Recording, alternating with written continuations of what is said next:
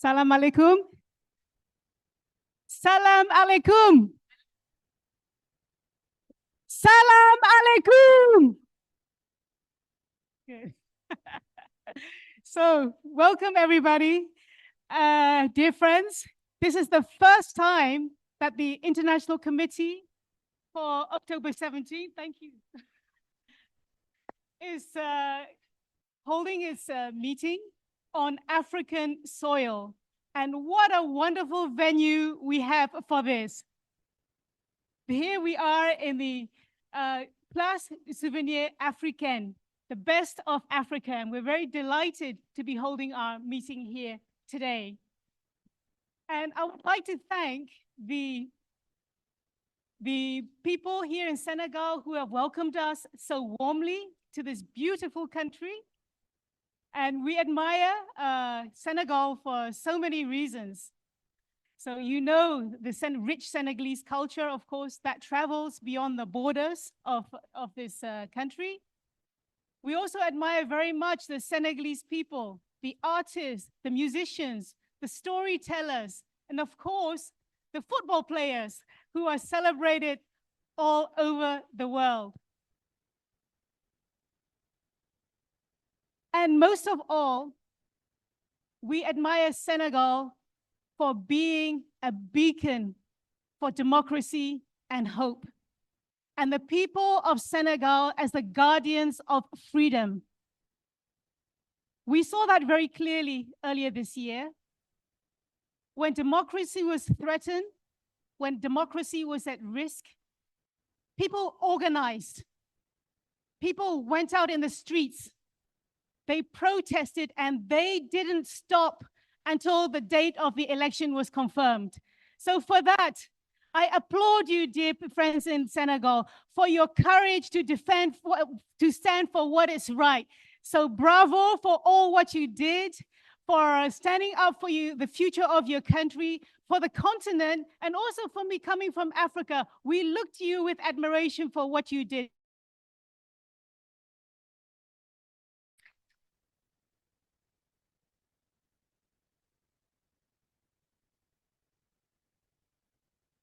On behalf of the organizers, International Committee for October 17th, the ATD Fourth World, we'd like to welcome all of you who are here in this room.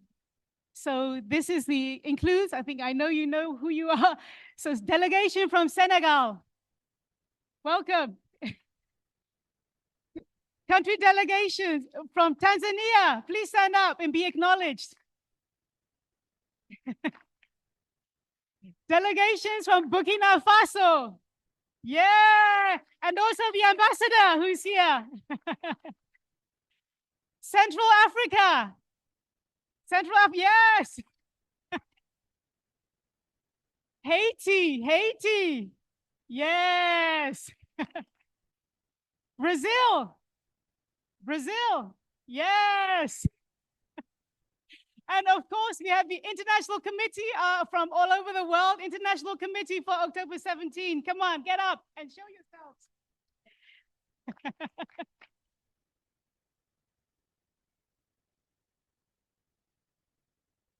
I'd like to welcome all the people who haven't stood up yet. Please stand up and be acknowledged. So that means the members of the civil society who've been invited, the members of the different embassies who are here with us today, the United Nations agency. So very warm welcome to all of you, the civil society, everybody. Give a big warm welcome to yourselves, please. And of course, since 3 o'clock, we have been online. So we have the world joining us today, and there are hundreds of people who have registered for this seminar from all over the world. And we, from here in Dakar, we would like to welcome you all and thank you all for joining us. A big applause for everybody who's online.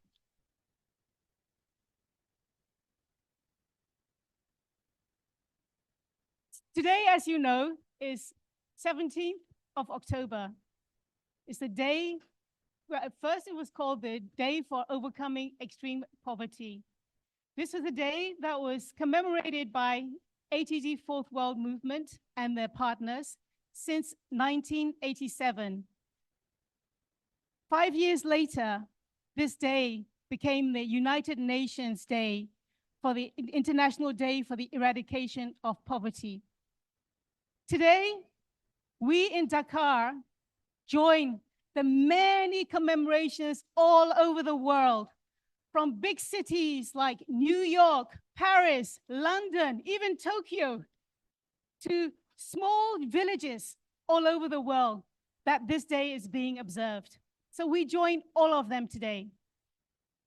And the role of the International Committee for October 17 is really to promote that the commemorations for October 17 is conducted in its founding spirit, with people with lived experiences of poverty at the front and center of the commemorations, that their faces are seen, their voices are heard, and the knowledge that they bring is valued.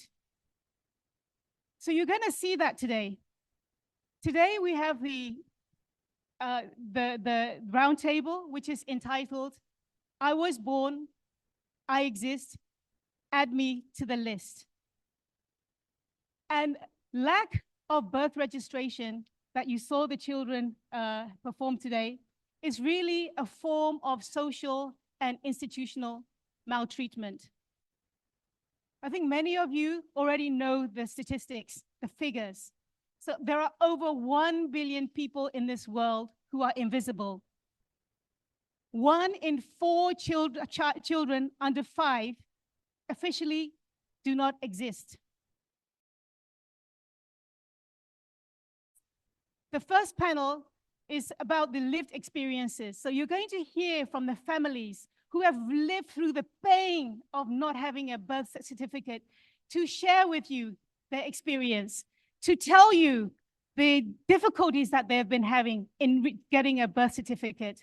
And you're going to find out from themselves that something that should be so simple and so quick, how it has become so complicated, so costly, and has become a long journey for the families living in extreme poverty.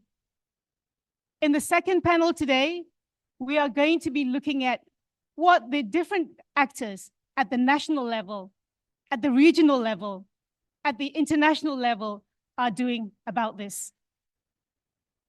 And in all of this, we're going to hear too about how people with lived experiences, people affected by these decisions and policies, should be at the center, should be at the table from start to finish in reaching solutions. As you know, like this roundtable is in 3 languages, officially, international languages: French, English, and Spanish. Add to that the rich variety of local languages that will be spoken by our families. So you're going to be treated with beautiful sounds here. So Sango, you're going to hear Swahili, you're going to hear Wolof, you're going to hear Moray, and also you'll hear Tagalog from the Philippines. So we have the rich variety of local languages that are coming here to this international table. So as you can imagine, it has been quite a complicated process to bring together. So, and I want to thank all the different panelists who you're going to see in front of your screen today, who you're going to see in front of you here. And I want to thank not only them, but also the people who are in the backgrounds, the different teams who have been working so hard over the past months to bring this to you. And I want to thank here Nick Twehausen. Yes, he's been the mastermind of this roundtable and this week. Please give a huge welcome, huge applause for Nick over there. Please, Nick.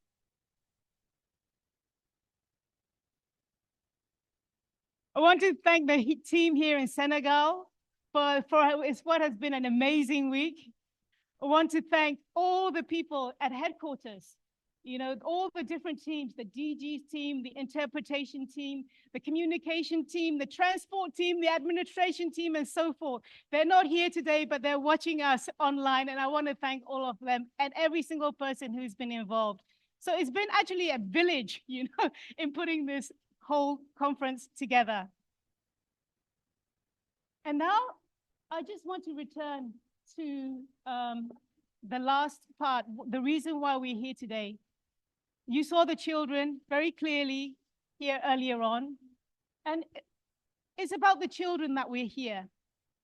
And in Africa, there is a saying that it takes a whole village to raise a child. Have you heard that? It takes a whole village to raise a child because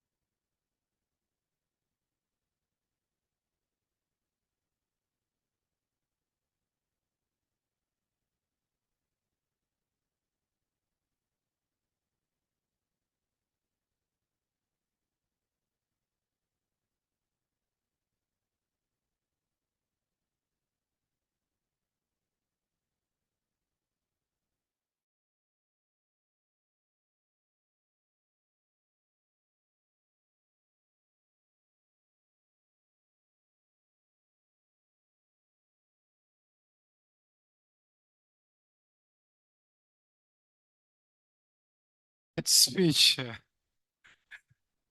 Thank you so much, Miss A.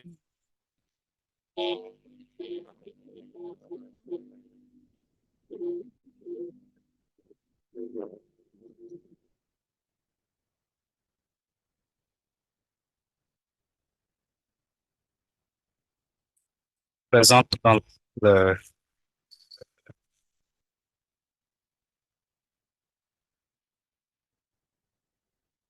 de la Belgique au Sénégal, Monsieur l'ambassadeur de la République du Burkina Faso au Sénégal, cher Monsieur le directeur général de l'État civil, chers intervenants, chers invités et chers familles du quart-monde. Voilà, nous allons entamer la table ronde 1, le panel 1. We will now start with the first panel. Un collègue à moi, à qui nous partageons la même équipe. We would like to invite first a colleague of mine. Je vous demande déjà de patienter quelques 30 secondes déjà à la I will place ask you for some moi patience et first, du ministre de la Santé et de l'Action sociale. because first we Nous will aimerons que Monsieur le directeur de l'État civil nous fasse un welcome d'ouverture, um, un discours de bienvenue. the Director of Civil State. Dans la salle, s'il vous plaît. Je vous demande de l'applaudir très So fort. I will ask you to a round of applause for him.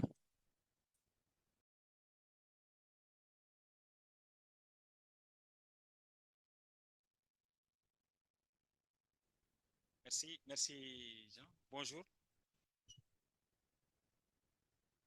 Merci pour l'invitation. Je tiens Thank you for à the invitation. remercier tous les participants qui sont là aujourd'hui. Thank you to all the participants who are here with us today. Excellency, ambassadors, Partenaires techniques et financiers de l'activité. C'est un I'd plaisir like d'être là avec vous. to thank all the financial partners of this event. À savoir l'état civil. Je tiens à vous remercier au nom de l'administration sénégalaise. I would like to thank you from Le ministère de la Santé aussi travaille beaucoup dans l'état civil. on the side of the Senegalese administration. C'est un plaisir. Ça fait un The moment interpreter is sorry, but the sound is too low for him to work. avec la structure avec laquelle nous travaillons. et des partenaires d'autres administrations. Sachez que vous êtes chez vous au Sénégal. Nous travaillons beaucoup dans le processus de modernisation du système d'état civil. Cela veut dire on veut aller vers l'enregistrement universel des faits d'état civil. Quand on parle d'existence, la première acte qui confirme, comme dit le code de la famille sénégalaise, à son article 29, l'état des personnes n'est établi et ne peut être prouvé que par les faits d'état civil, que par l'acte d'état civil. Donc, qui nous concerne, nous travaillons énormément sous les orientations du gouvernement dirigé par le président de la République, Bassirou Diomaye Diakhar Faye, et sur orientation de son ministre Ousmane Sonko, nous sommes en train d'accélérer le processus de modernisation de l'état We are civil. currently accelerating the process of modernizing the civil state, and we need to make our cause more visible. There are problems in Senegal, but there are also solutions. I am the president of the group of CPR, civil state in Senegal, and we know Africa's vulnerabilities. We know what problems we are facing, especially in Nigeria, Ghana, and Cote d'Ivoire. Some efforts have been made, but in terms of human development, it is crucial to have a civil state.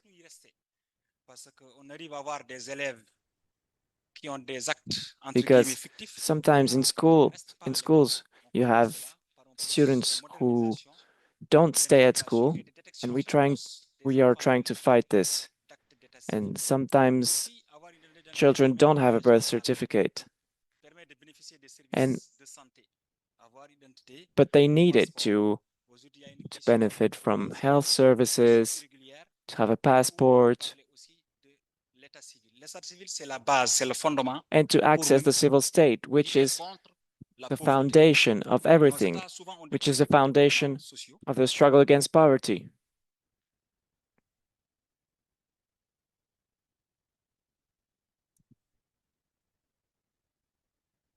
C'est les ayants droit qui ne bénéficient pas de ces projets développés par nos Problem États. is that we don't have enough people benefiting from our program.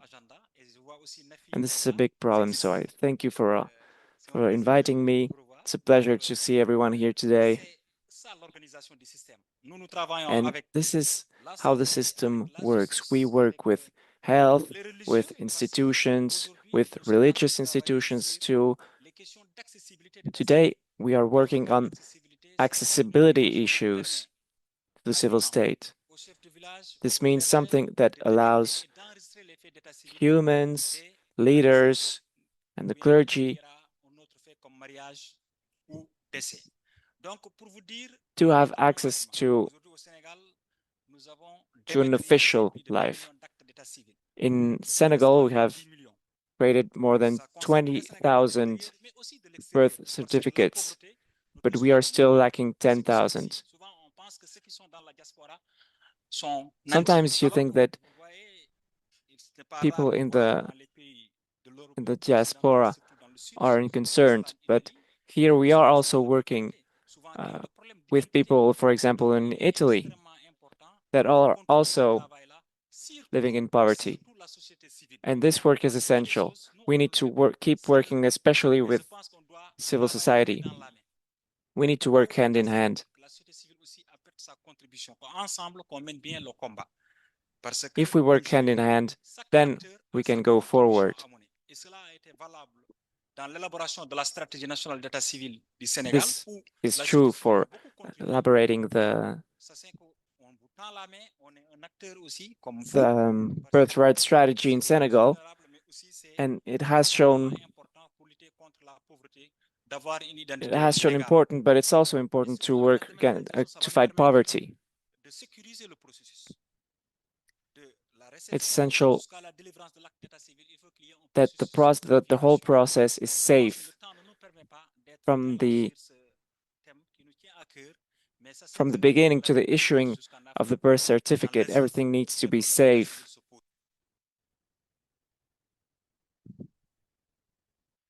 And we shouldn't forget that it's also a problem for other regions like Latin America, for example.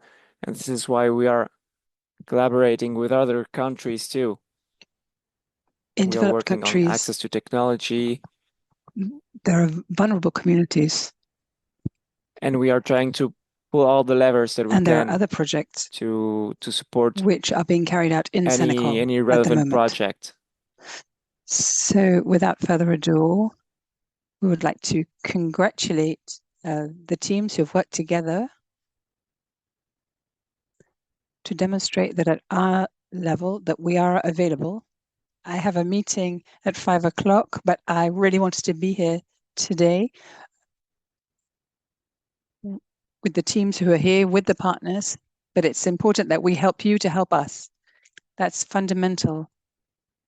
And I really would like to say sorry that I have to go, but I do have another obligation with the ministry, but we are available for the future to work together and to have other sessions between the partners, because there are different strategies in different regions, such as Nigeria and Congo, Madagascar. We work a lot with them to finance the civil status organizations. So it's very important to work together for the civil society. In Addis Ababa, we also work a lot with civil society to contribute to the social mobilization. This is essential for development. We have to manage this demographic, and we need to finance these projects. We also need to have the census carried out. So those are the words that I wanted to say. And for those of you who are here in Senegal, I really hope that you make the most of all of this to see the country if you can. And I'd like to declare the session open. The screen has frozen, the interpreter cannot interpret.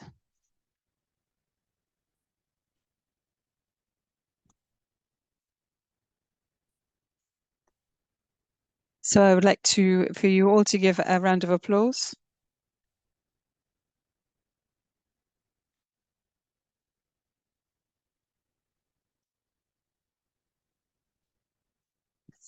So he has been involved since the beginning for this day, for October the 17th. So I hope you will be here. Thank you very much, Mr. Sabe.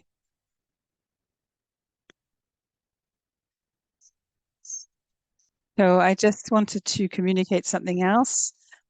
The technical instructions. If you would like to hear the conversation in Wolof, you need to go to channel 5. If it's French, it's in number 6.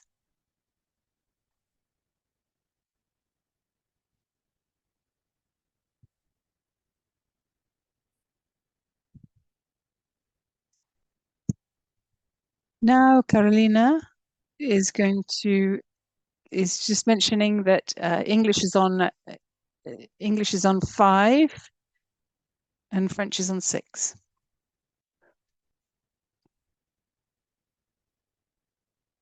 So English on channel 5, Wolof on channel 6, Spanish on channel 4. Is that okay? Is that clear for everyone? Great. Ladies and gentlemen,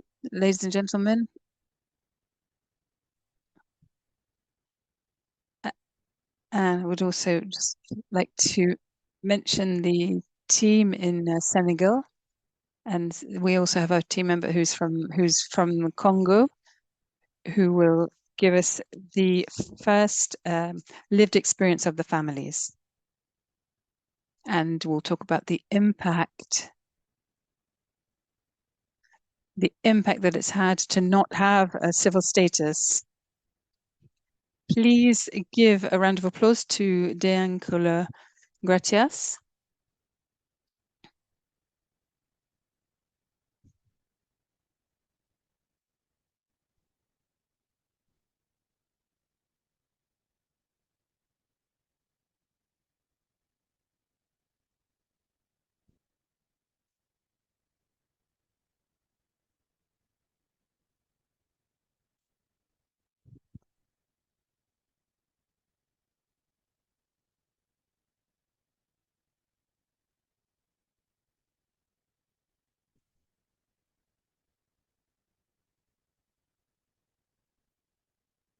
So I'm very happy to be at this round table.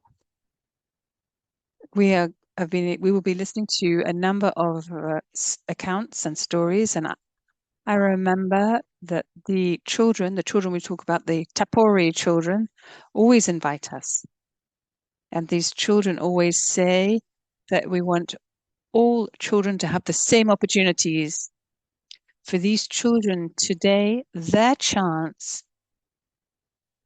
is to have legal identity and to have their birth certificates.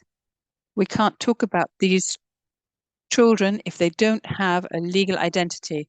And that's why we're invited here today to get together, and while we're here, to talk about this question of legal identity. This question of legal identity is a global problem. It's complex and it happens across the world. We're here today with a number of countries, and these countries and these delegations who are representing these families who don't have these identity papers, these legal identity papers, we're all together to try to find a solution, to ask ourselves how to find a solution. That's why we're having the round table. How can we find a solution to this problem? That's why we're here.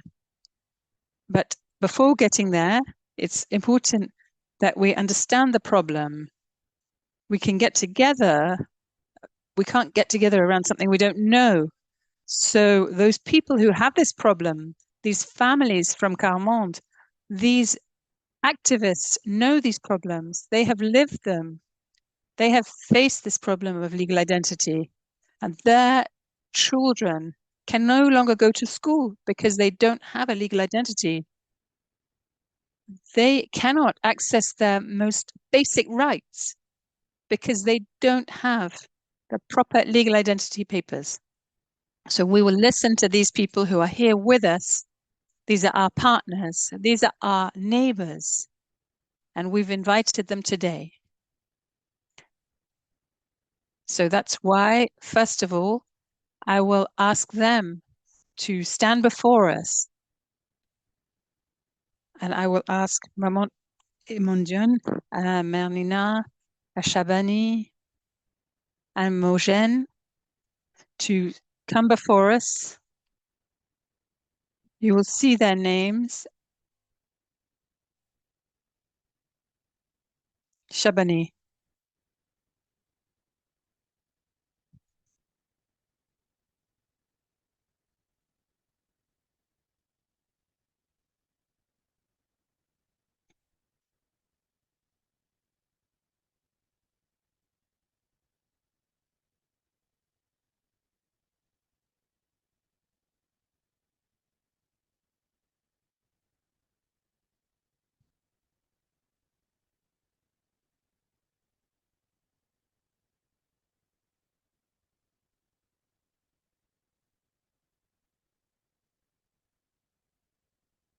Thank you very much.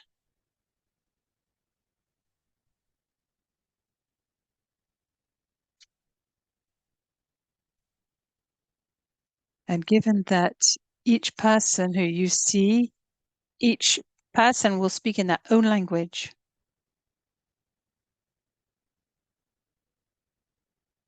The screen has frozen. The interpreter cannot interpret.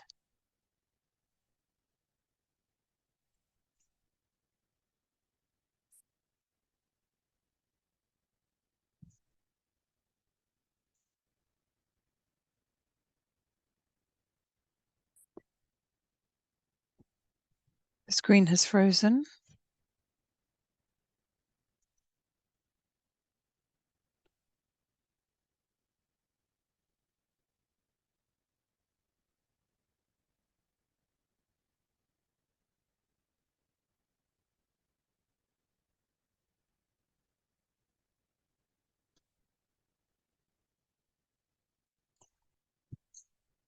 So now we will start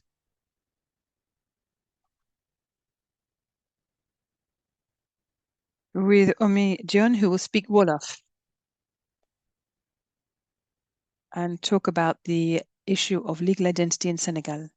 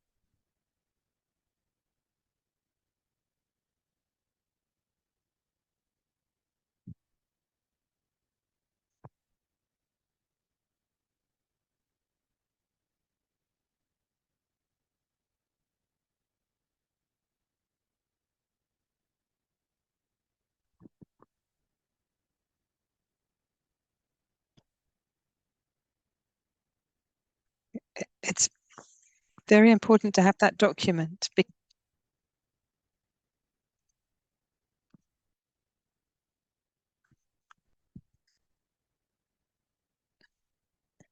The interpreter can hear two voices, and so interpretation is impossible.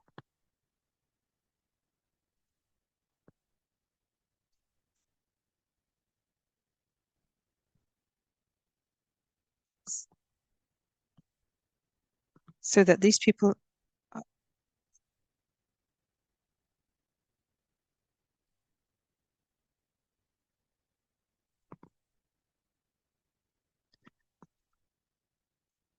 because when you are illiterate, it's the person who receives you and welcomes you who has to give the right information for you, to give you the birth certificate.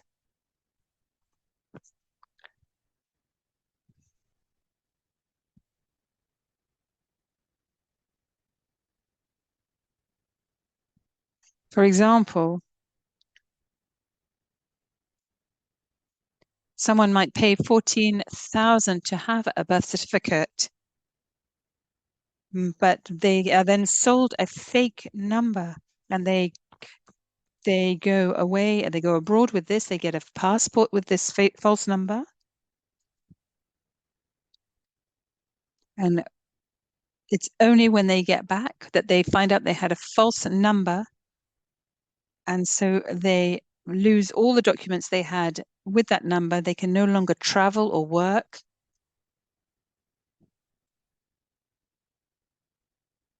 And then it's very difficult to get the legal number. It's impossible. It's really very difficult for us to have these documents, these birth certificates.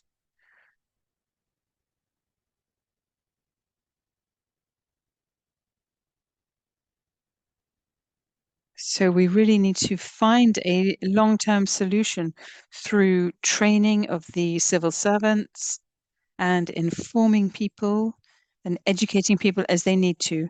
Thank you very much for your attention. Thank you very much. Thank you very much. Now we will pass the floor to Mama Elise, who is from Burkina Faso, who will speak in Mori.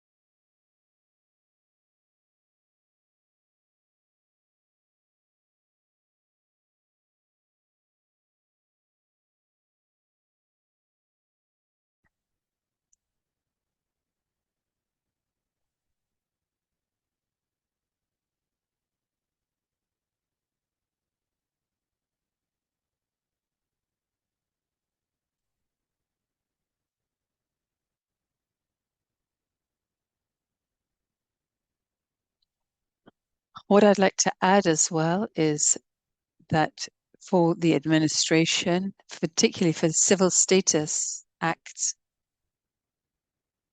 when you want to get the birth certificates, if you're living in a precarious situation, if you're badly dressed, you don't know what to do.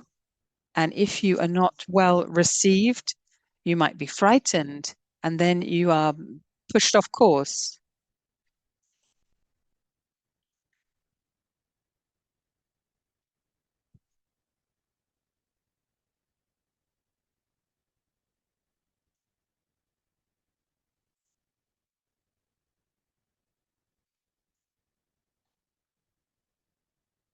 Often the people are not well received, and it undermines your dignity. You are frightened, and you just don't know what to do. And if you really insist, the screen has now frozen. The interpreter cannot interpret.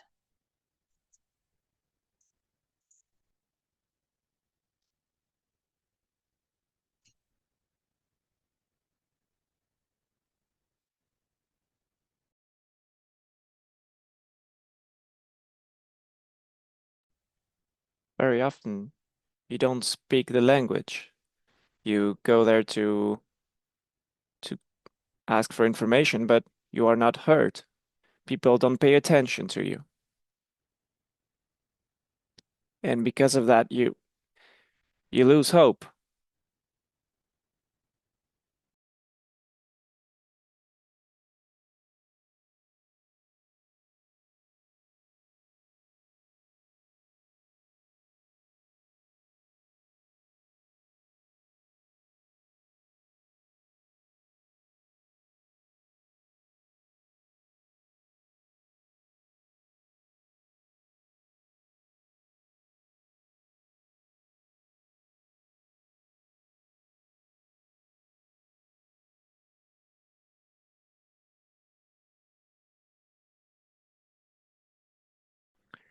There is also the fact that some people were born in villages, and when they go to cities, they don't have a birth certificate, so they request one, and they are then told to go to the place where they are born, where they were born. But if those people don't have a means of transportation, and they don't have enough money to go to that place, it becomes very difficult, and they give up.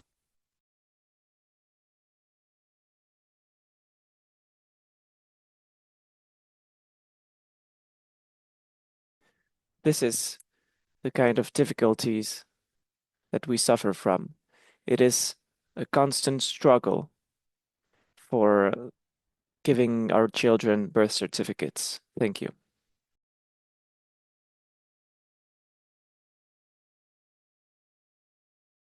And the screen house frozen again.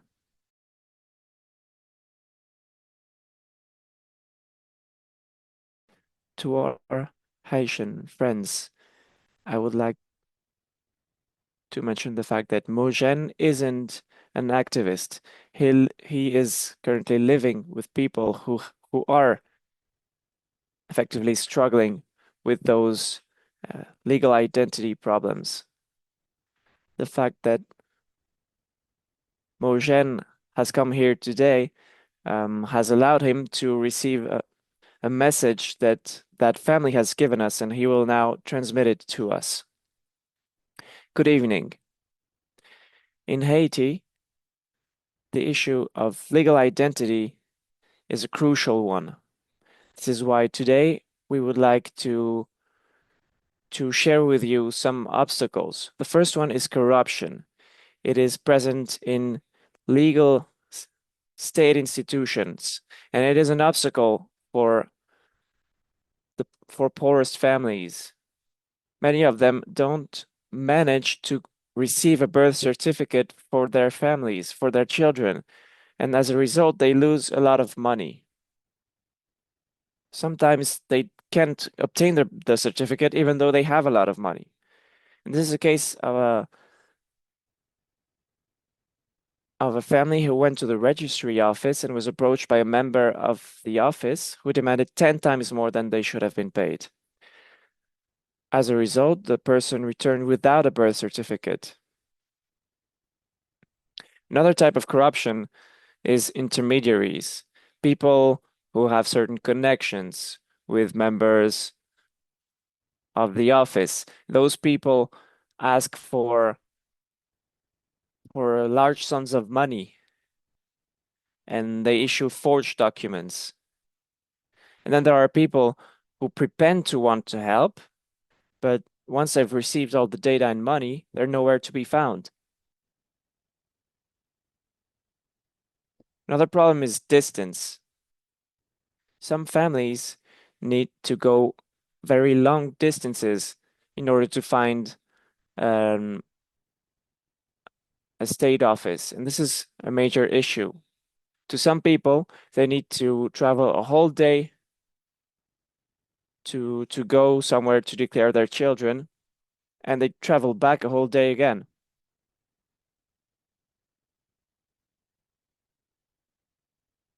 The right to be recognized and acknowledged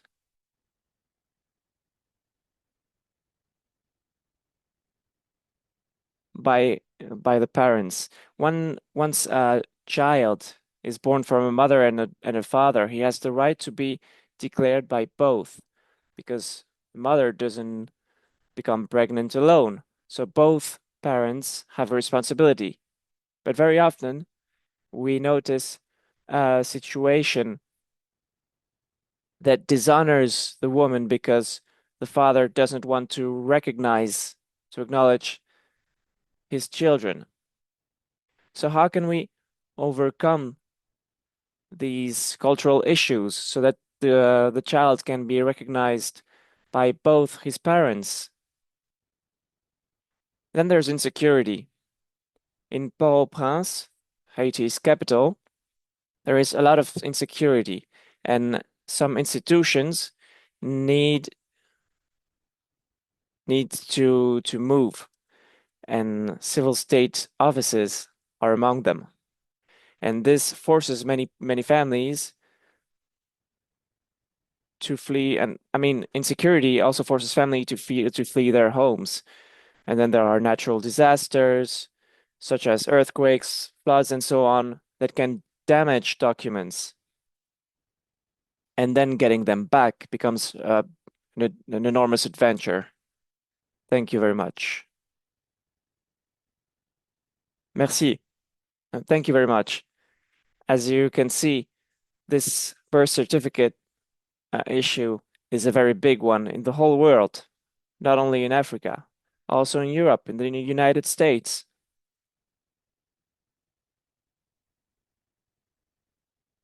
So right now, we will watch a short movie, which is a testimony of Philippine families who have also problems with legal identity.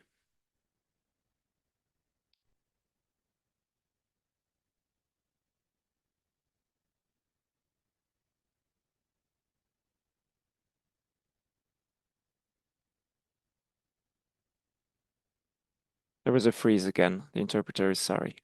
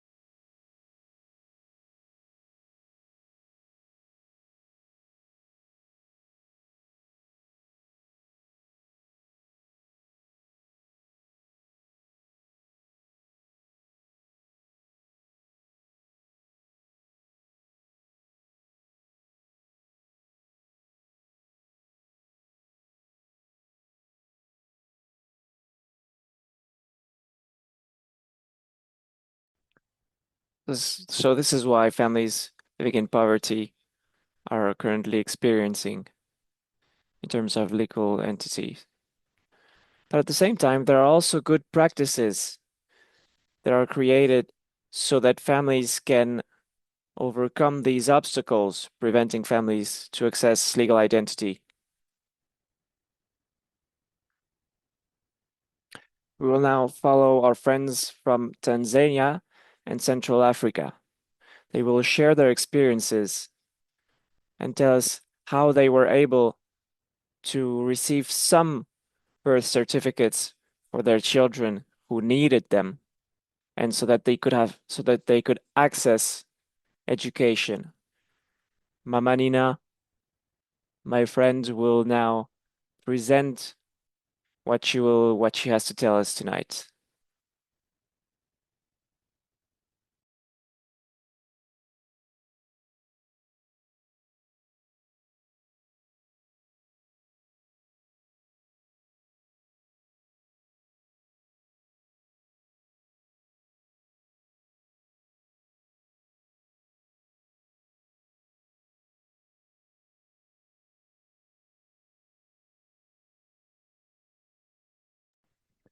I cannot stay here in front of you to talk.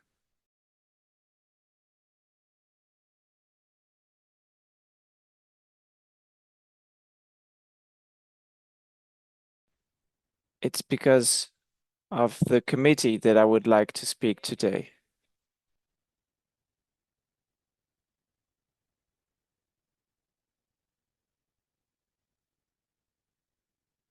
We have created a committee that is made up of several families living a difficult situation, experiencing a difficult situation.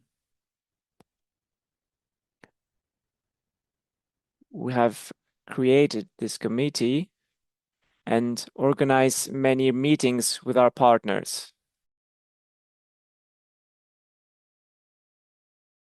We are supported by the government and at some administrations and other stakeholders. The government has accepted to support us and to give us birth certificates.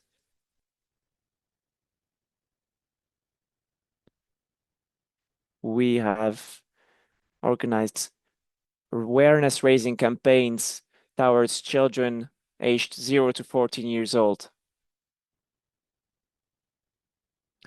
This is an example that I would like to show you. It's the committee that I am talking about, which is made up of families.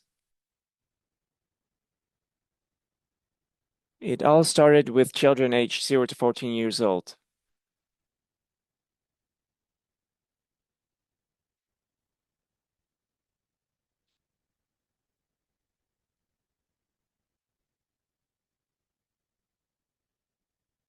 We have organized several meetings, among which one with the government about the administration of the territory, and also a major stakeholder of the EU, but also some community leaders.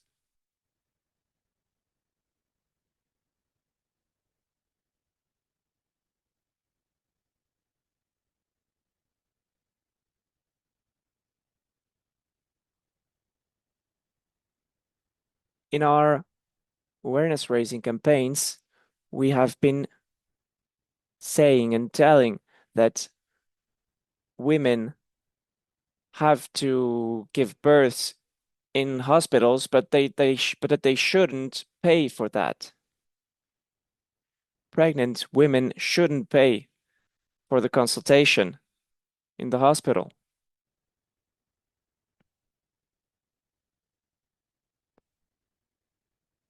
So women are taken care of free of charge in hospitals, and we have started to identify children aged 0 to 14 years old. We have identified 145 children as of now.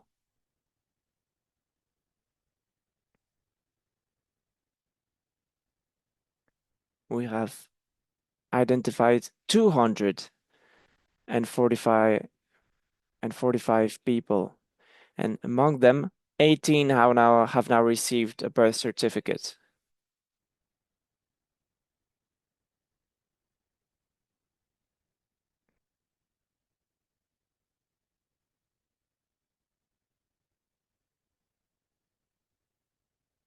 The vision of our committee is not to go first. It's to push. It's to be behind families and support them so that they can get the birth certificate.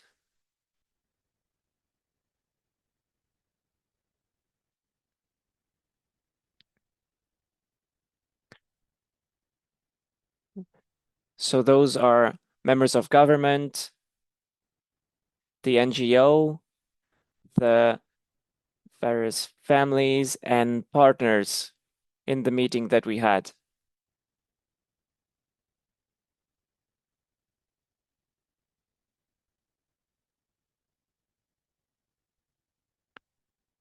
In this three-party meeting, we have created and signed a partnership document with the government, and this facilitates ATD in its work to support families in obtaining birth certificates.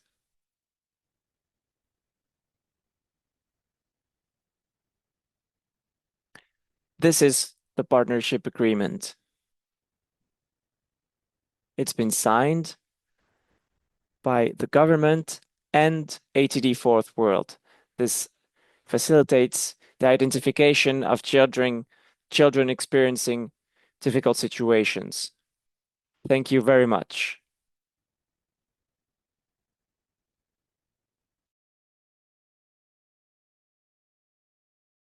Thank you very much, Mama Nina. I will now invite Papa Shabani to the floor. The interpreter is sorry, the screen has frozen again.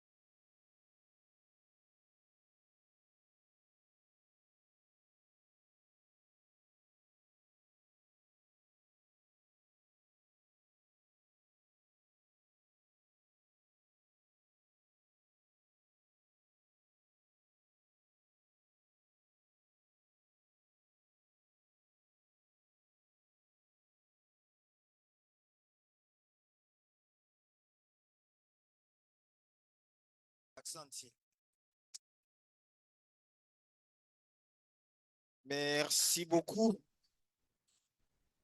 Voilà, nous venons de Thank you very suivre much. So we've just seen different stages reflecting the difficulties that the families face in registering their own children, in obtaining their civil status. And now we will see how people can, in these families who are living in situations of poverty, how they can come together to acquire these documents. So this question, and this is the work we're doing today, it's these families are inviting us all together to work with them to find a solution. Because if there is a problem, because there is a problem, these families don't have birth certificates for their children. So today they are asking us to work together with them. They are inviting us, as we are in a roundtable, to discuss this question. And it's certain that if we talk about it and discuss it, we'll find a solution. Thank you very much.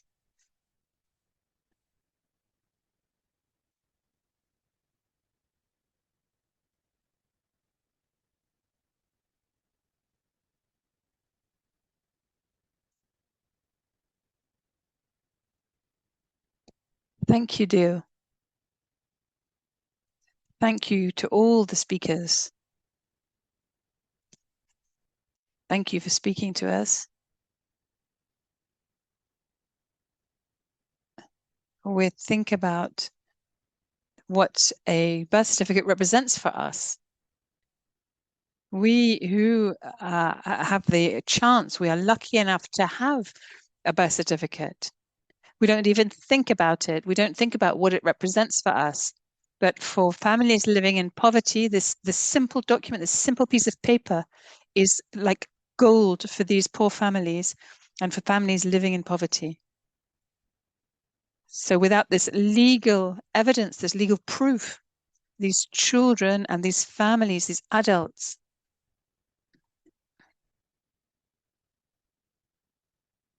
these children can't go to school. They can't be enrolled at school. They are not able to access public health care.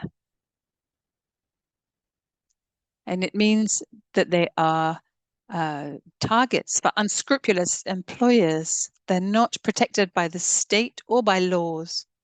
So we need to work together to help these children to have their civil status. And I would like us all to give a really big round of applause to the speakers. The screen has frozen. The interpreter cannot interpret.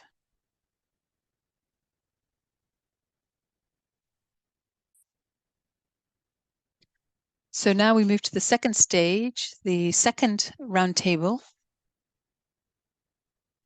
Well, we already have here. Well, firstly, I would like all the speakers from the roundtable, from the second roundtable, could come up on stage. Could come up onto the stage, please.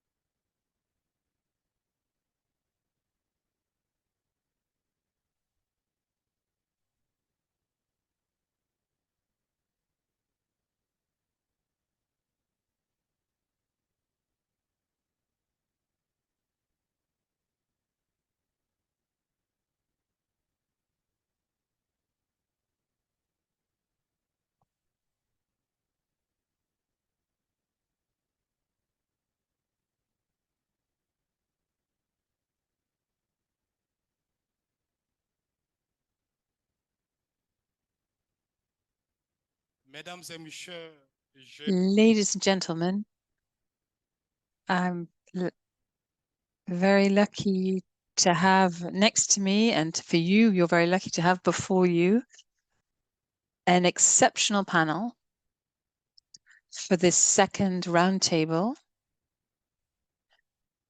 which is called Don't Leave Anyone Behind, to accelerate the process of universal registration. I would like to welcome Kizia Amadou from the Central African Republic, who is a permanent volunteer of the ATD Fourth World movement. He's a shining, a rising star in our advocacy movement. And I'd like to welcome Caroline Ascabar-Sati, who is from Guatemala. She's a poet and a child rights expert, and also a member of the International Committee for the 17th of October. So I would ask you to give them a round of applause. The floor is yours, Mr. Kiza and Madame Escobar.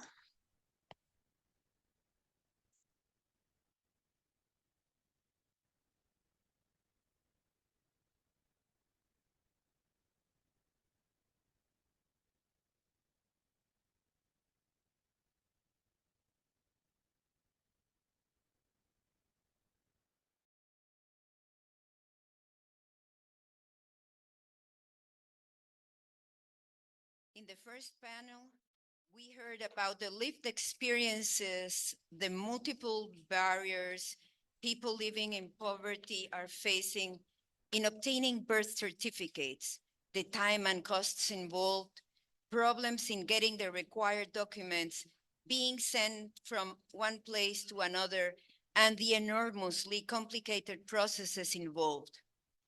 You all know that what we don't name does not exist. So words create worlds. It means that each document that has a name in it creates identity, and identity opens doors. Before we start on this panel, let me tell you that on this panel, we are going to ask our guests how we can improve on our policies and practices so that we can overcome these barriers. Before we start, I have also one practical announcement. Maybe we will have about 10 minutes for questions and answers. For participants who are with us in person, you have been given a piece of paper in your folders, so please write your questions on that paper and hand that to our team members in the room. For our participants that are in a virtual way, please write your question in the Q&A box on Zoom. We will do our best to process your questions.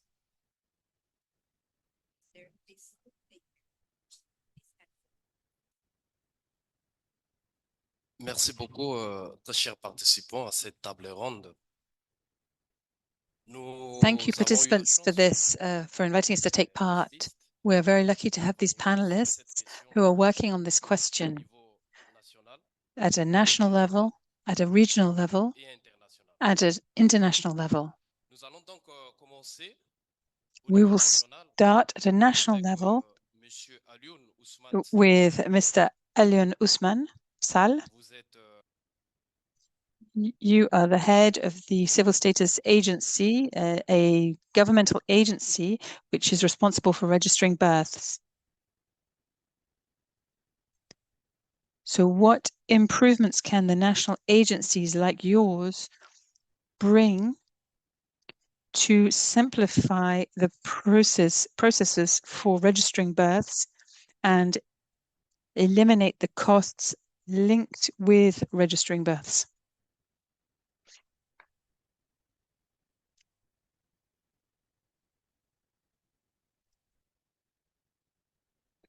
So this question is addressed to the representative.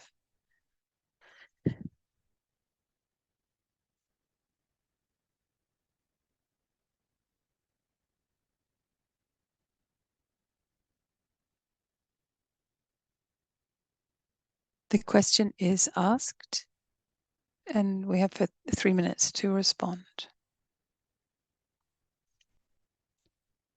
Madam Joko, please.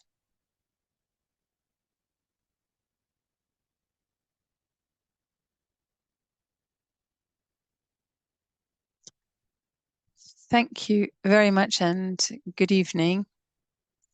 I represent the General Director of the Agency for Registration and Civil Acts. My colleague is unable to come today. So my name is Aramger. I am responsible for legal identity, and in Senegal we're trying to resolve the problem, and we have an agency since 2022. The main aim of this agency is to coordinate civil status acts, and we're also trying to make this become digitalized. So to address the question, my colleagues are here and they can give more information if they would like to. So the Senegalese state has a program called Megal.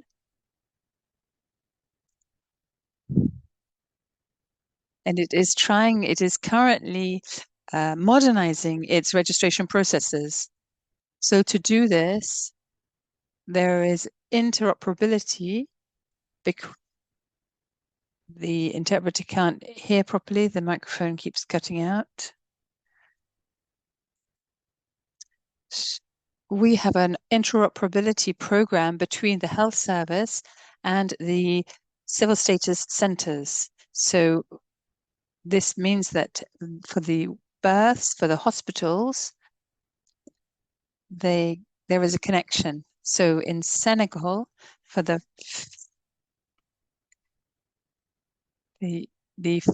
families can give the doctors or the midwives the power to declare the civil status. But this doesn't always happen. So for most health workers, they don't know about this obligation. So each year, we have a national week of civil status. And we have these caravans, these rallies to raise awareness. And we try to explain to the population and to healthcare workers in order to incite the people and to encourage the people to go and register. Because if we don't declare the birth for 1 year in Senegal, we're then obliged to get a judgment from the court. So this is the state of things. The next thing we're working on is the digitization of systems. Currently, we're in the active phase. Many centers have been equipped with a new software. And we also have a platform, a new platform. So in respect of this modernization, we're trying to boost the registration of births. And this will be both safe and secure.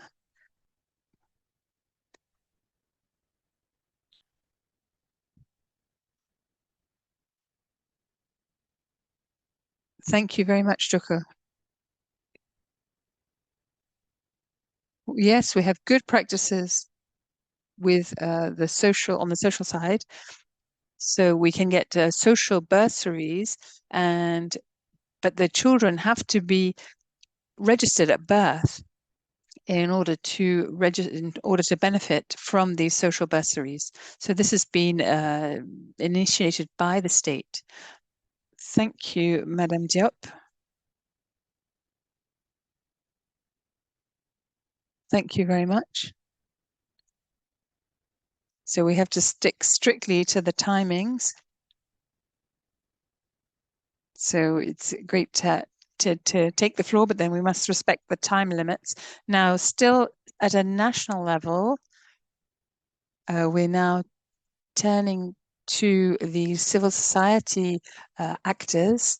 And so I'm going to ask Afige, who's the founder of J'existe, who is an agent of change for the people in Senegal. And can you suggest what role the national organizations for civil society, such as yours, can play in reaching the most vulnerable people and to help them to obtain their birth registration? Could you also give us a concrete example and share with us a campaign or initiative that you have found most effective and most successful? It's over to you. Good evening, everyone. Thank you very much for ATD Carmonde. I really congratulate you on this initiative. I am Nafige. I am a consultant in entrepreneuriat, and I'm also the founder of the association J'existe, which I created so that I could contribute to a cause that is really close to my heart. We are around 3 million Senegalese people who do not exist, and that's it. But when we talk, that's in Senegal, but when we talk at an international level, it's nearly 1 billion people. These people don't have an identity, and so they cannot belong to a community. So we wanted to start this initiative that will enable, and which is close to the people, so that we could try to understand the issues and to find out why they don't declare the birth.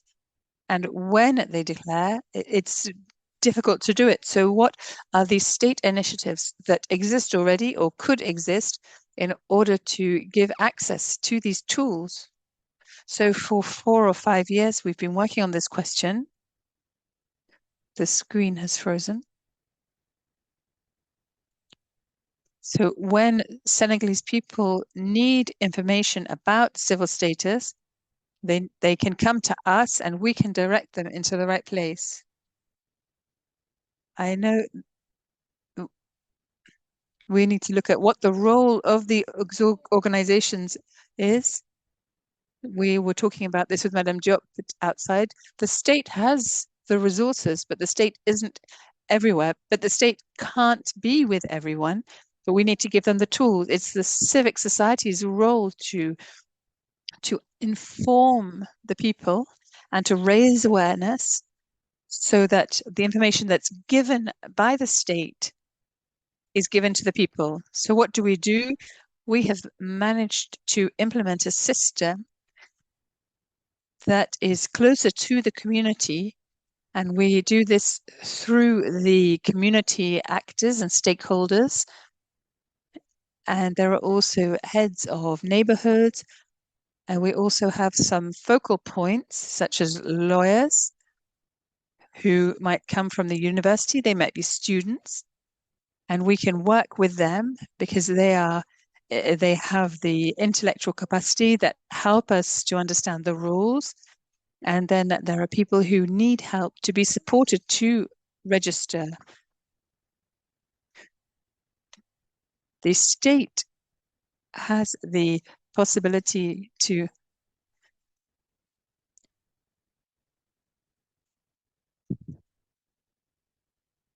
the interpreter can't hear. There's a microphone on somewhere.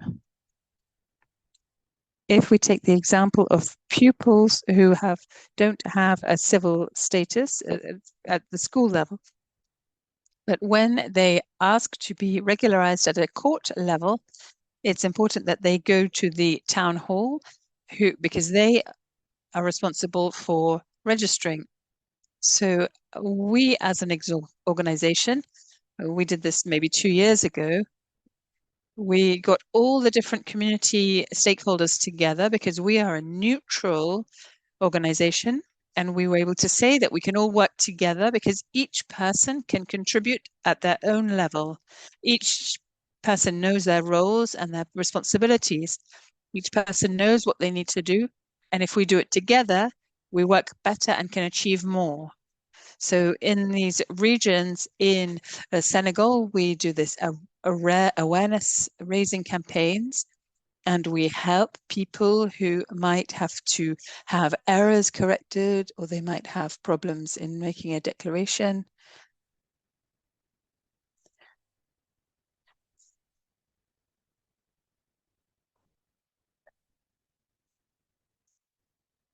It's a really passionate, I'm really passionate about this subject. But this just, I wanted to give an opinion about what's going on. And I'd like to thank ATD Fourth World, and it's been a pleasure to be here with all the other people.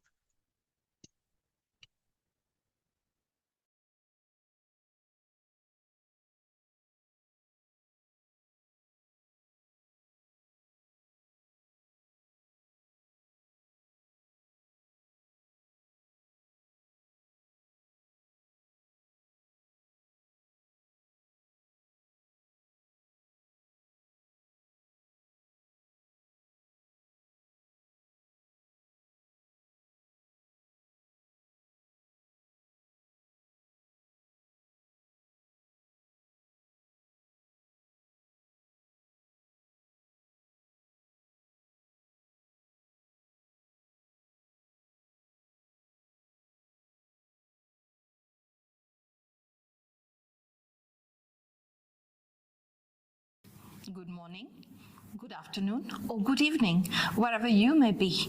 It is an honor to join you for video remarks thanks to the advancement in technology. I address you in my capacity as a member and the special rapporteur on birth registration, name, and nationality in Africa under the African Committee of Experts on the Rights and Welfare of the Child. Article 6 of the African Children's Charter emphasizes the importance of registering every child immediately after birth. The committee notes that most African states have established legal frameworks mandating the registration of births, typically requiring parents to register their child's birth with local or sublocal authorities. However, statistics indicate that significant challenges persist regarding birth registration across the continent, despite the progress made in recent years. Key challenges contributing to this issue include a lack of awareness, limited accessibility, political instability, fees, and bureaucratic obstacles. Additionally, many countries face deficiencies in infrastructure, trained personnel, and funding, which hinder the effective implementation of birth registration systems. Currently, I hold the special rapporteur position, which plays a critical role in advocating for and monitoring birth registration initiatives across Africa. The mandate focuses on addressing gaps in birth registration, particularly for marginalized children, such as those from minority groups, children born out of wedlock, and children with disabilities. By collaborating with states, national human rights institutions, and other stakeholders, the office promotes the right to identity for all children. As a special rapporteur, my roles and responsibilities include collecting and reviewing information on birth registration and lead the development of documents which set legal and policy standards to protect birth registration, the right to nationality, and prevention of statelessness. I also monitor the implementation of the committee's recommendations, engages in dialogue with key actors, and raises awareness of birth registration as a fundamental human right. In conclusion, the importance of universal birth registration cannot be overstated. It is a fundamental right that underpins a child's identity, nationality, and access to essential services. As I mentioned, challenges such as systemic barriers, discrimination, and administrative inefficiencies hinder progress in achieving this right for all children. Accordingly, I call on all member states and partners to commit to implementing these recommendations, ensuring that every child is registered at birth, regardless of their circumstances. Let us work collaboratively to create an inclusive framework that protects the rights of all children. Let us move forward with the understanding that every child deserves recognition and protection.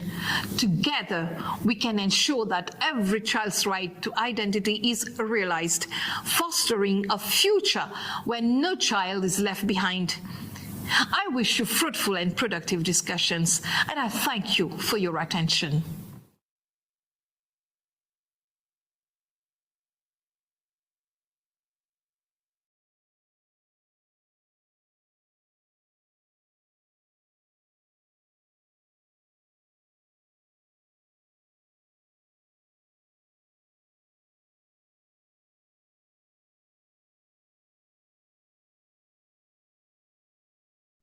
The interpreter cannot hear the speaker.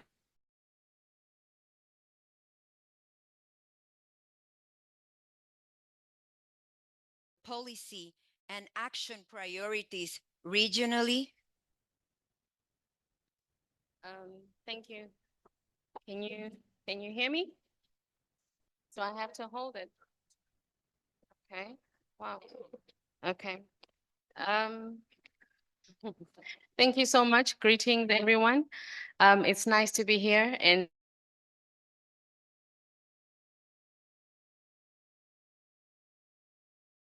in terms of what we can do as CSOs to regionally organize and collectively act on these issues, I think the first thing that's important for us is to understand our spheres of influence. So who are our friends? Who are our allies?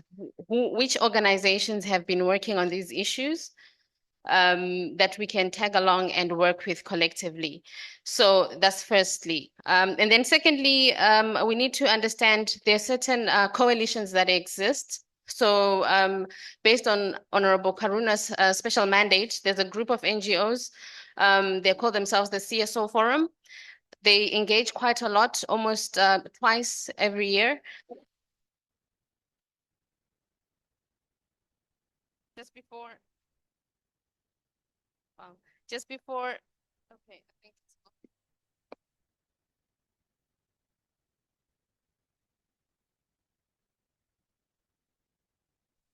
all right. Leave it there. Okay. Is it still clear? Yeah. Fantastic. Thank you, Caroline. Thank you. Yeah, thank you. So we have the CSO Forum. They meet twice every year before the session in Maseru. So it's a group of organizations that work on children's rights issues. So they meet, and after their engagement, they have what they call a statement that they present at the opening of the session. So this is a good way to get your issues before the committee, before every session, and the committee will engage and take upon these issues. The second forum that NGOs can engage with is the NGO forum right next door in Banjul with the African Commission. So again, a group of NGOs working on various issues pertaining to human rights in Africa meet twice every year before the sessions with the Commission to engage on issues that are problematic on the continent, issues that they want to place on the agenda. And then another way for us to organize regionally is to get observer status and feed directly into the processes of the human rights treaty monitoring bodies that we have on the continent.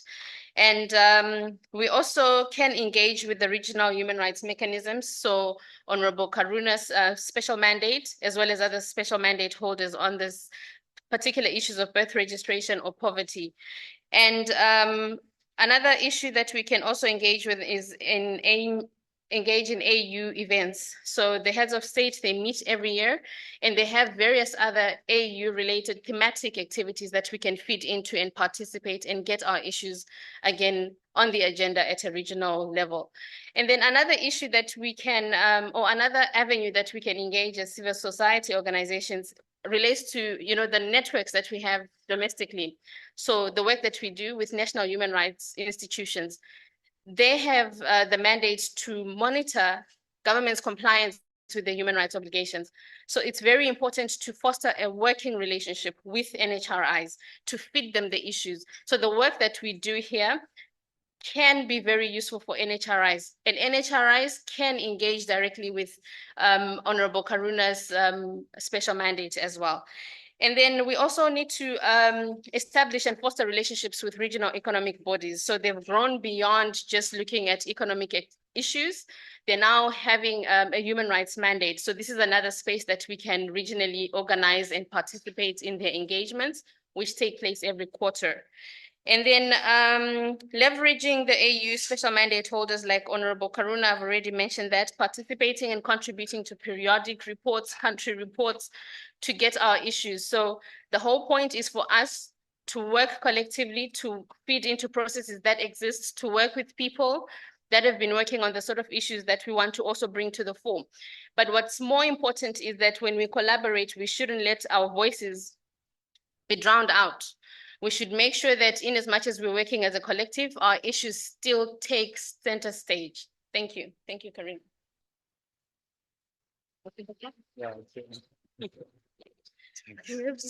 Merci beaucoup, Isabelle. Avant de pouvoir Thank you very continuer, much, Isabel. à informer l'assistance, Before carrying on, we are informing fiche d'engagement the audience of the fact that we are currently circulating an engagement paper. Alors, nous allons faire un pont avec So, ma now collaboratrice we will Carolina create a bridge between myself and Carolina. et active Carolina, you are from Guatemala and you work on child protection issues.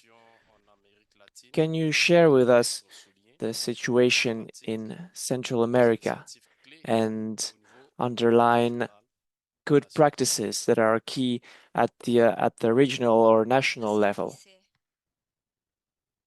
Thank you, Kise. So I cannot speak of all Latin America because that would mean that Chile has a different thing from Guatemala and Guatemala a different thing from Mexico or Nicaragua. But I will talk about what happens in my country around this birth registration. First, 25 years ago, we still had the birth registration in all the municipalities of our country. Then we changed that situation. We built our national institution for registration of people, means RENAP. So it started in Guatemala City, in our capital, and this was happening through all the Latin American countries, more or less at the same time. Then we decentralized that institution in many others. So each department or town had a very specialized institution to give these birth registrations. But we still have a lot of people without birth registrations because the state is not there. There's a lot of corruption in my country, and we still need to do many more things. But the things that are going well is that we had used technology. Now you can do the birth registration in internet. So if you are subscribed to some page, you can do that in minutes. But this means that you have to register yourself there. For example, we have children that are born in our institutions, like mine, Covenant House in Guatemala. And we have a number that this institute gives us, and we can go in every time a child is born in our site. So we can register that child, and this child becomes a citizen. So it means it exists. But what I want to share is that what is most important is that political will is in the same line as the people's need, as the institutional response, as education and information. It cannot be only one thing. You should have many things at a time. So the response of the state should be integral, and the society should be informed and well educated.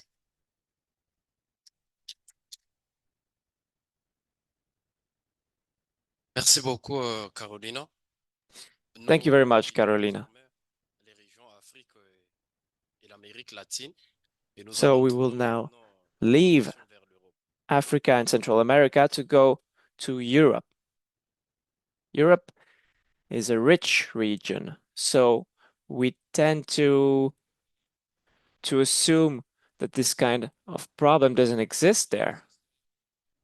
But the absence of birth certificates is also an issue on European soil, isn't it, Marie Toussaint? You are a member of the European Parliament, active on social and environmental issues. Can you talk to us about the lack of birth registration in Europe, and how does the EU process this issue?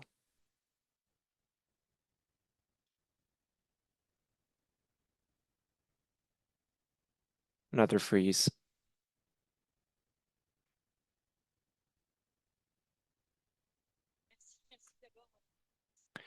Thank you. First, thank you very much for this invitation.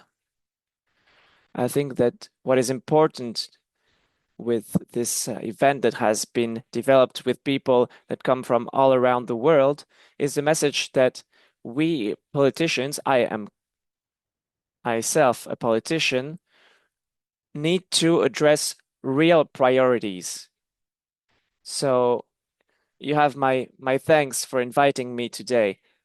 And I was interested in everything that you had to tell us. You have been telling us about the issues that children face all around the world. And only by hearing you can we solve these problems. And in Europe, this issue also exists.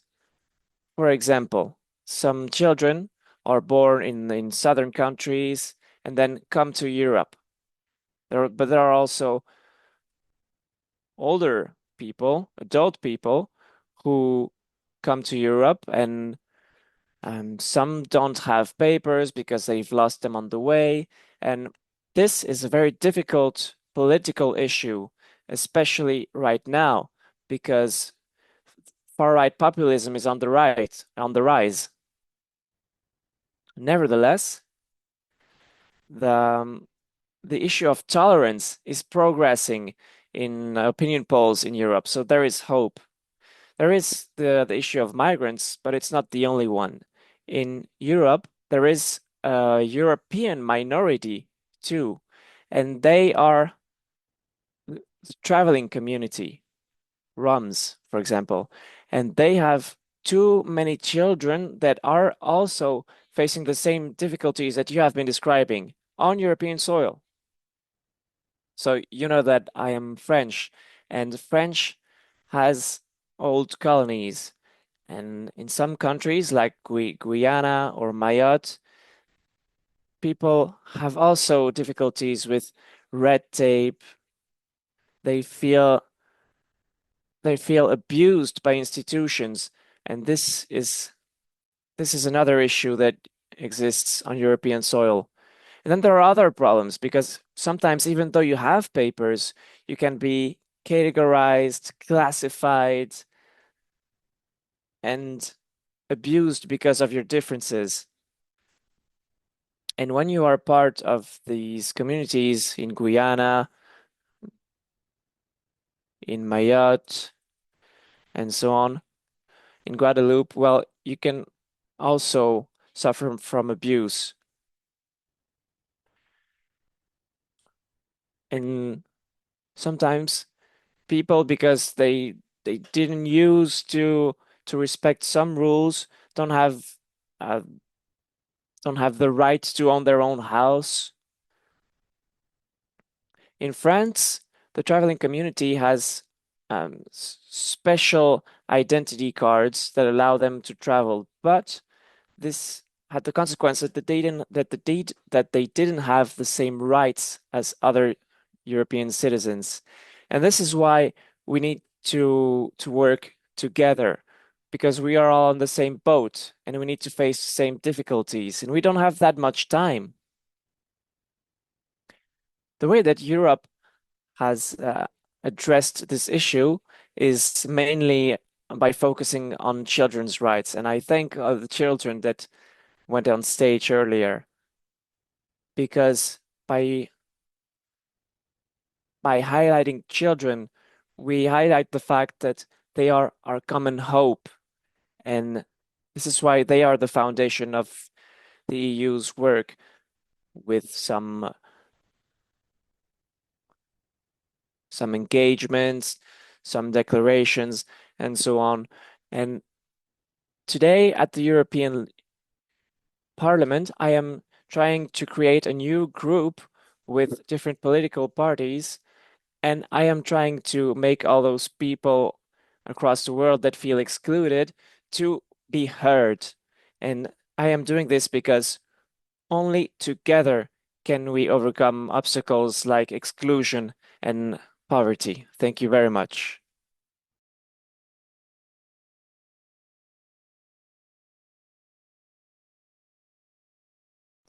Thank you very much, Marie.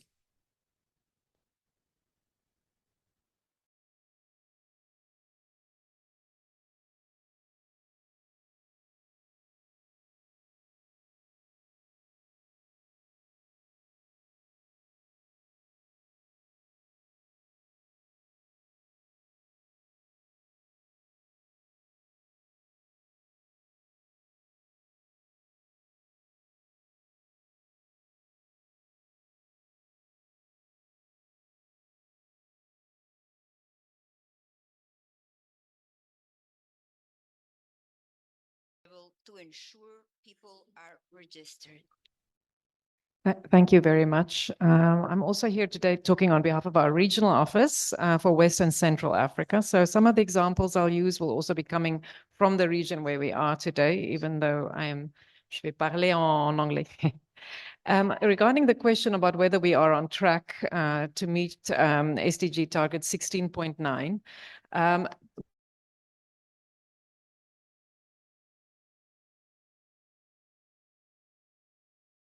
that will give us a better idea. What we know now is that at least 20 African countries are on track to meet this target, and that we have made tremendous progress since governments have taken on this engagement. So if we can sustain this progress, Africa could continue to see fewer unregistered children in the years to come.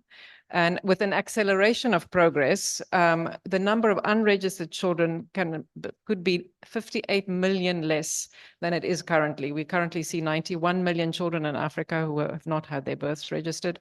This number could reduce by 58 million if we really accelerate our progress. So to look at what we need to do to accelerate our progress, to come to your second question on the 3 priorities. The first priority is really that we need to, policy responses need to take birth registration as a fundamental human right that should be available free of charge to everyone without discrimination. We see big discrepancies in birth registration rates, whether you live in an urban area or in a rural area, or especially whether you are from the richest 20% of a population or the poorest 20% of a population. Take Senegal, where we are today, as an example. If you are in the richest 20% of the population, you have a 95.7% chance, or that's the birth registration rate among the richest 20% of the population. In the poorest 20%, we are at 67%. That means that 1 out of 20 rich children do not have their births registered. 1 out of 3 poor children do not have their births registered. And what we see, therefore, is because birth registration is so fundamental in giving you access to your other rights, to education, to access to healthcare, to access to services, to access to social protection services, it not only is a deprivation in and of itself, but it increases vulnerabilities to other deprivations. So UNICEF has a analysis that we do in several countries, and we have this report available in Senegal, the multiple overlapping deprivation analysis. And this analysis has shown us that birth registration is the second highest contributor, lack of birth registration, to poverty in Senegal, for example.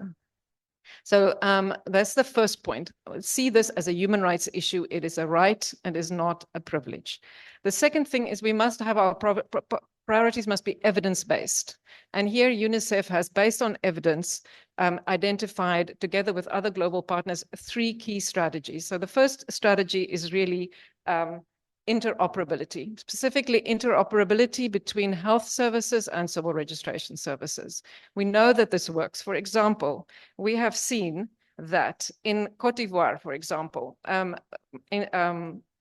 integrating the birth registration services within health services has increased birth registration rates by 10% over the course of 2 years. In Chad, we've seen the same increase, almost the same increase, 7% over the course of 2 years, by having birth registration services embedded in health services. In Senegal, we see something similar with the education sector. Senegal has a mechanism to detect children, identify children, register it on an online platform, children in school who do not have birth certificates, and then proceed to facilitate that birth registration. Between 2022 and 2024, the country managed to register half of the school children who did not have birth certificates. The second strategy, in addition to interoperability, is decentralization. And I think this is what we've heard also from the testimonies we had earlier. It's birth registration services are not accessible. This is what evidence shows us. And when they're not accessible, then children miss out on being registered. So an example, for example, so this is another focus then for UNICEF and our partners, our government partners, is to really bring the services down to where the communities are. In Cameroon, the proportion of children who had these birth registered increased from almost 62% to almost 66% between 2018 and 2023 because of decentralization of birth registration services to local level. So the government is working currently with 90% of municipalities to integrate birth registration into local action plans. The third strategy is digitalization. We've already talked about this today. We have really witnessed the transformative power of digital technology in facilitating access to birth registration in remote areas, as well as for disadvantaged populations. So, for example, in Liberia, integrating the birth registration system into the electronic health system, the District Health Information System, DHIS2, as many people know it, has simplified the registration process, improved access to services, and led to better outcomes. We've seen a really remarkable increase there with birth registration for children under 5 improving from 25% to 66%. Just un point encore, un petit point. The third strategy that we would recommend is really a whole of government approach. Most government services rely on civil registration data, and they need to play their part in making sure that children get registered and that there is a coordinated effort. Thank you.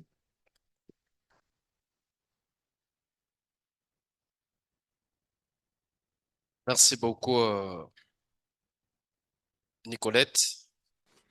Thank you very much, Nicolette. We will now hear Dr. Dieye, digitalization expert at the civil state. Can you share with us some key elements from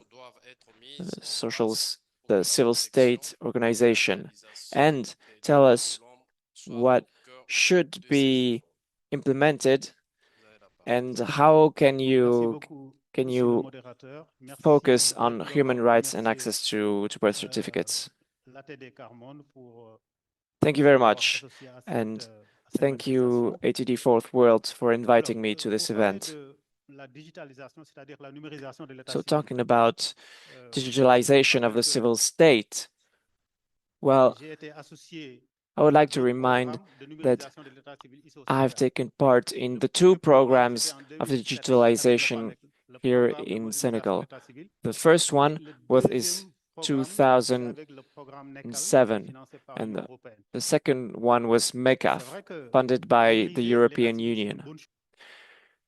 Digitalizing the civil state is a good thing, but seeing the situation that has been described by the first panel, seeing the situation that families are faced with, it shows that there is a problem of accessibility, of social discrimination. So in Senegal, the state needs to develop a national policy. It's good to digitalize things, but the priority must be to find solutions, structural solutions. There is currently a fraud issue in the civil state. Everybody knows this. In my first job, I did some missions where I saw 10 people sharing the same number, and this is ridiculous. So what should be the solution? Well, you shouldn't wait for your child to grow up to notice and say that you don't have a birth certificate. So we need to raise awareness among families, schools, neighborhoods, all levels. We need to make a sensor, for example, in schools, to detect all the children that don't have a birth certificate, and then solve the problem. And this is what some people, like some judges, do in some places. So this is part of the solution, but you shouldn't wait for your child. And then there's a transmission cut again.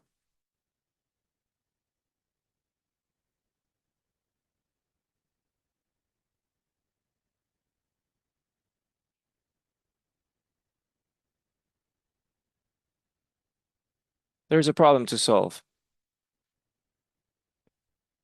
And there are legal ways to do that. So the first step is exactly this.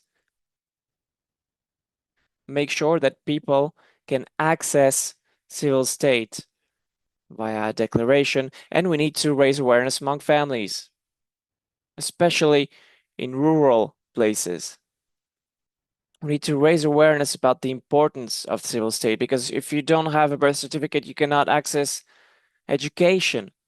And we are all children of public schools. We know how essential it is. The second thing is preservation.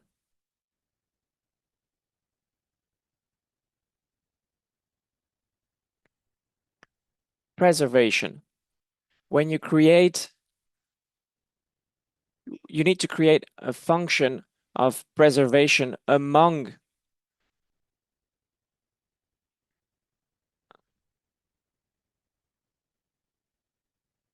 officials, because you have officials, but they need to be trained.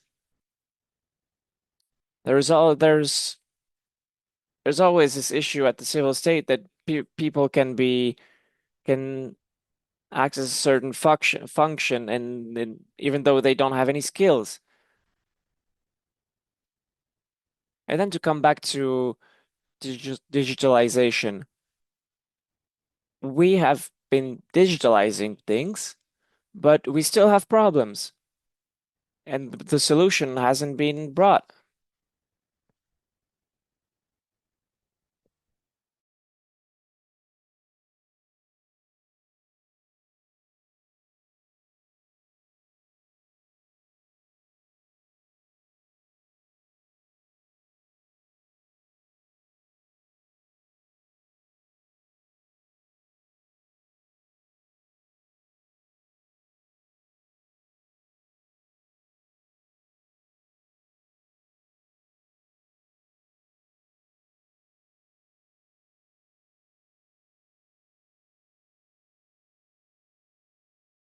Finding solutions.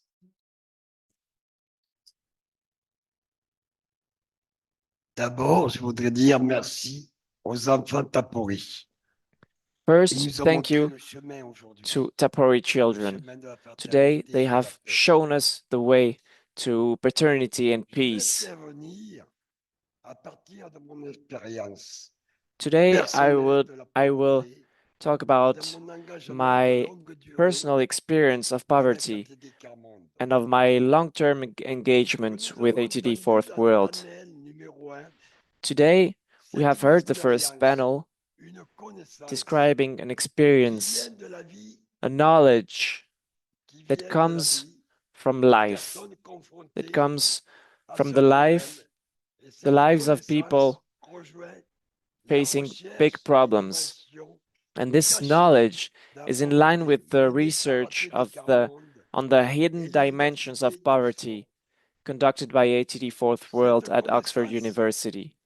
C'est que la This pauvreté knowledge est liée is that poverty is à un linked manque de travail, to a lack of decent et un work, manque d'argent, a lack of une money, précarité precariousness, qui nous bloque and this parce qu'on ne peut and pas payer des choses these elements block indispensables. us because we can't pay for things that are Et ce essential. qui nous bloque aussi, c'est le regard porté sur nous. C'est la manière dont les autres nous This is accueillent. also what blocks us is how people see us and how people Le treat us. rapport appelle cela maltraitance The report talks institutionnelle et of sociale. institutional and social On rappelle mistreatment. aussi We cela also jugement et mépris. talk about judgment and Cela suspicion. entraîne en nous de la souffrance, This de brings la colère, sufferance to us mais and aussi makes us de la honte angry. et de la It peur. brings shame and fear. Et cela nous empêche parfois de faire And des this démarches prevents us parce qu'on from ne nous moving comprend pas, forward and taking parce qu'on steps ne that we nous need to, entend pas. because we On are nous, not on nous understood accuse and alors because we are d'être not listened coupables, to, and we are de ne pas accused of faire ce being qu'il faut. guilty of not doing what needs to be Quand done. on vit dans la pauvreté, When on we est live in comme poverty, enfermé dans we're le locked miroir, into a world of no rights, of entre les êtres humains. illegality Il y a between une sorte humans. de rupture, There's a confiance a entre les breakdown défavorisés et la société. between the people who are living in the Comment most precarious rebâtir cette situations and confiance? society. But how Il y a can deux we choses très bring back this importantes dans trust? son There are œuvre. two very important things for this.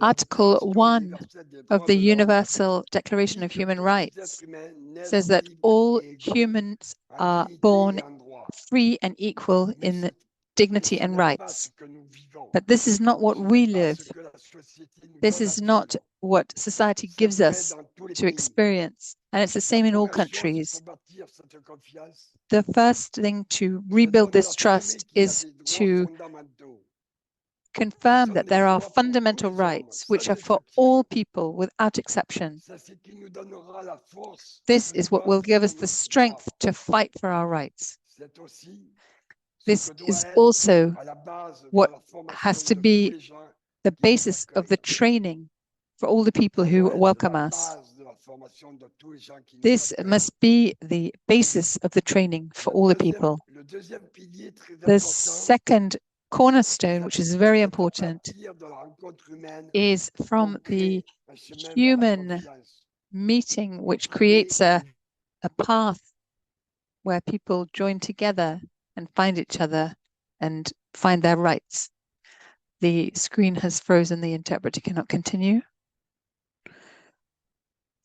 Mais j'ai envie de répondre par une autre question. But I would like to answer with another question. Comment prendre en compte l'expérience des gens How can pauvres? you take into account the people's experience, the experience of people living in poverty? Que peut se bâtir la How can you confiance? take account of our experiences to Il faut build entendre trust? et apprendre We have to de listen l'expérience and des learn plus défavorisés. from the experience, the Il faut lived mettre en experience of the place les people who are living conditions in the most pour que les personnes precarious avec situations. l'expérience en We have pauvreté to puissent give the participer conditions to these du début à people la fin, with this experience of poverty à la recherche from de the beginning to solutions the end, pour que leur and in savoir soit seeking reconnu et solutions favorisé.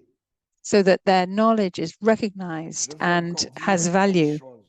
I would like to say Dans de something nombreux else. quartiers et actions menées In par many ATD, different on voit areas des and in familles actions fortes taken elles-mêmes by ATD Fourth devenir World, we militantes, see aider les families plus défavorisés themselves à oser who become activists entreprendre and des marches help à se other battre pour leurs families droits. and help them fight for their Nous avons rights. tous une responsabilité pour We ne all pas have a abandonner responsibility personne, pour que and personne not to leave anyone ne reste sans behind droit sur le bord de so la that route. nobody is left without any rights Les personnes at the pauvres side of the sont souvent road. celles qui prennent le People plus living in sérieux poverty are cette often those responsabilité. who take this responsibility most Il faut seriously. soutenir We must les engagements support the humains commitments, the qui créent et human soutiennent commitments, cette dynamique de which solidarité. create this dynamic of Le combat solidarity. pour ces droits est une The question fight de for these moyens, rights is a question of aussi une resources. question de valeurs It's et also a d'engagement question of humain. values À and human partir de commitment l'expérience de vie des plus from the pauvres, lived experience of the poorest people. c'est ce que nous rappelle le That's 17 what we journée remember mondiale on the refus de la misère. 17th of October, Nous the sommes International parvenus Day for réussir the eradication of avec l'octroi de poverty. l'enregistrement des And this is naissances. what we Merci. have to succeed of giving Thank you, rights Bernard. to Thank you. So giving birth to all registering births. participations were in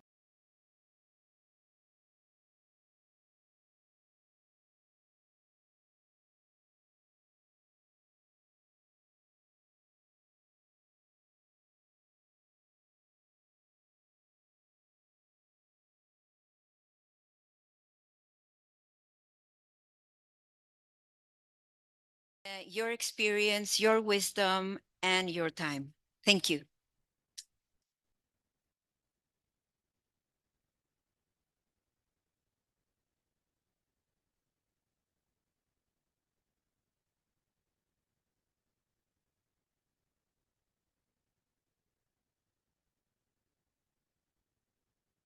Merci beaucoup.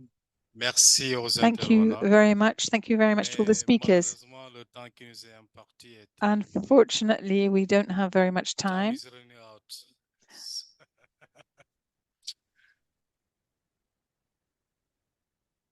Alors, ce qui est important déjà, oui, je What's vous en prie. Ouais. important, yes, sorry if you have something to add. Oui, The interpreter can't hear what's being said.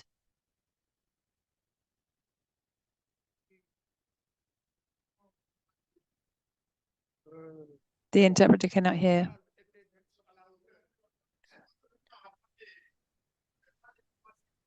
The speaker in the room does not have a microphone.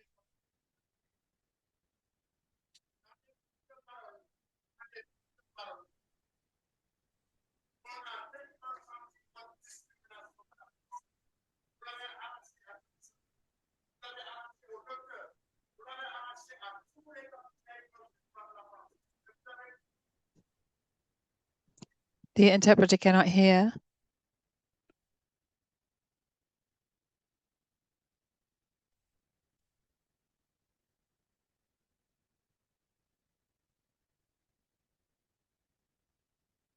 merci beaucoup, monsieur, si, Thank you, Monsieur, de cette remarque.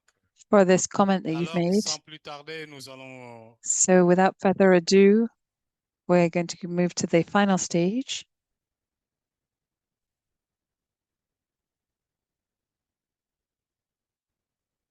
What we should remember from the second panel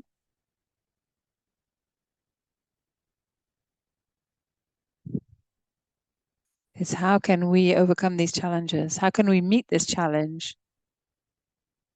We need to take all of this into account. So for this last section, we will give the floor to Dr. Martin Kelisa. He is the General Director of the ATD Fourth World movement. And he will make a comment on everything that's been said this afternoon. And he will also give the closing remarks for the ceremony.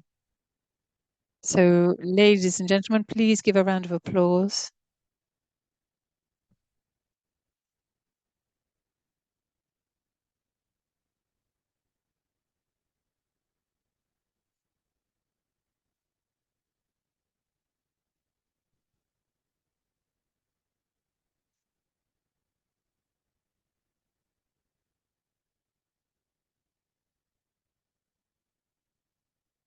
The screen has frozen. The interpreter cannot hear what's being said. It's important, but we didn't have enough time for questions and to have the reactions from everyone. But we had this time at the end to discuss things, and we're ready to do it and to look at the pathway forward. What is clear is that this challenge of birth certificates is something that really is something we really think a lot about. We know that there are challenges and difficulties, but a lot of people have shared with us their best practices. So we've seen the commitments that people have been making, and we should really welcome those. And we need to move forward now, because this is a preoccupation for our children and for their future, for their countries. The children are the future of our countries and of the world. It's very moving to see so many people involved in civil society, in diplomacy, in representation, in NGOs. And I promise I heard people. There were people who weren't allowed to speak because they weren't allowed to speak because there were speakers. But I could hear that people have been really moved by this. So we must continue learning together.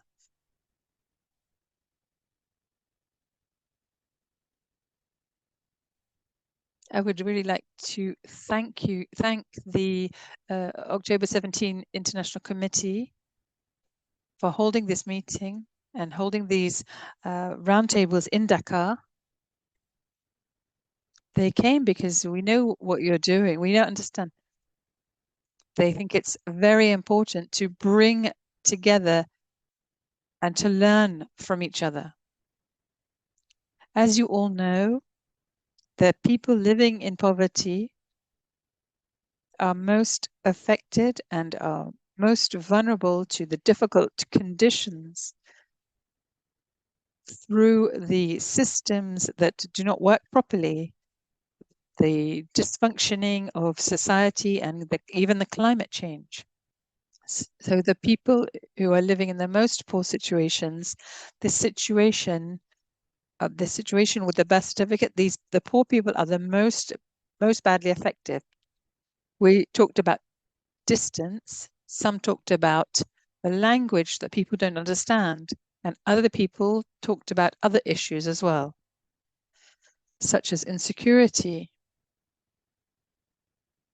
And there has been these issues of insecurity, which has stopped people from having their births registered.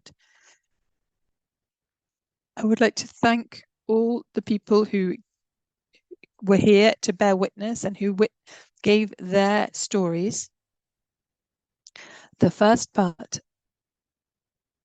we heard some lived experiences. They told us what they have experienced. It wasn't theories. They told us about what happened to themselves or to their neighbors to access this legal identity. We heard it several times that the access to legal identity, if we don't have it, it weakens all our other rights and makes people as if they don't exist. People can't get married legally. People can't own a home because they don't exist. They can't rent a hotel room because they don't exist. So it's a real question of human dignity. And we want everyone to be on the same page to see and decide how we can re-establish all these people, in particular the people living in poverty, so that no person is left behind. Because as you know, if in our community, if we commit to help the weakest people, there won't be anyone left behind, because those people who are behind will be on the road with us. We can't make a mistake when we're all together. When we're all together, it means that they're all doing the right thing. In the second part, we saw these professionals from different fields who have associations and non-profit organizations, and they really looked at this question of legal existence. And it would be good to find a way to see what's been done, what's worked, what doesn't work. And during this International Day for the Eradication of Poverty, we launched an appeal for more commitment, more initiatives, so that all children can have a birth certificate, so that all parents, whatever their situation, whatever their economic means, their social level, can add their children to the list of human beings. The screen has frozen again.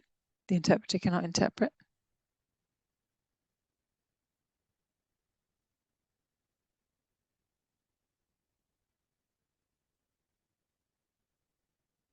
With the people who are resisting the situation of poverty, and we call on people to come together with those people who are already working for caring and well-meaning institutions and societies.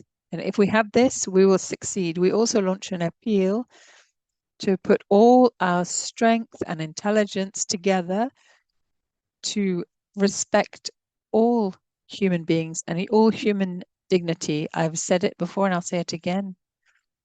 Whatever the organization, whatever the commitment, if we do it together, we can do it, but no one can do this on their own. To succeed, we must encourage each other. We must share our knowledge, and then we can get there. Dear friends, this question of birth certificates, thank you for coming together to talk about it.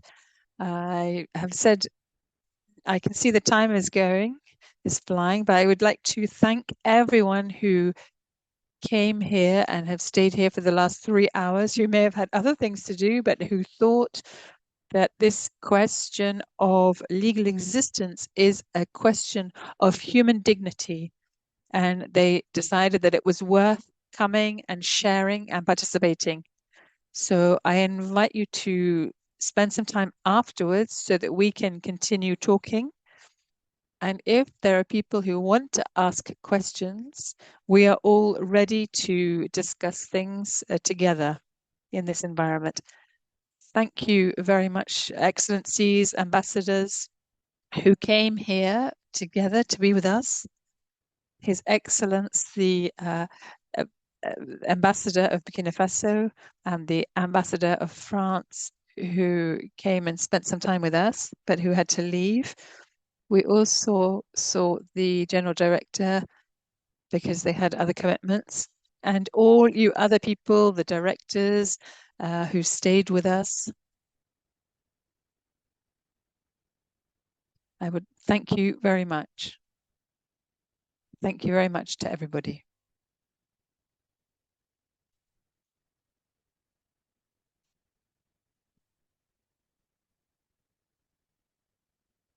Thank you, Martin. Thank you, guests. We are at the end of this roundtable. The time that was allocated for us was already finished. We won't have any time to answer questions because the people who are connected to the webinar, there are already people who the people wanted to ask questions, but they haven't been able to. There will most certainly be opportunities to meet with ATD. I just wanted to say that the webinar has been recorded. So we will be able to share the link to the webinar afterwards. So thank you very much to everybody, ladies and gentlemen, for coming. And thank you for responding to our call and for respecting your commitments. We thank you very warmly. And I would like to invite you to give a round of applause. Thank you very much.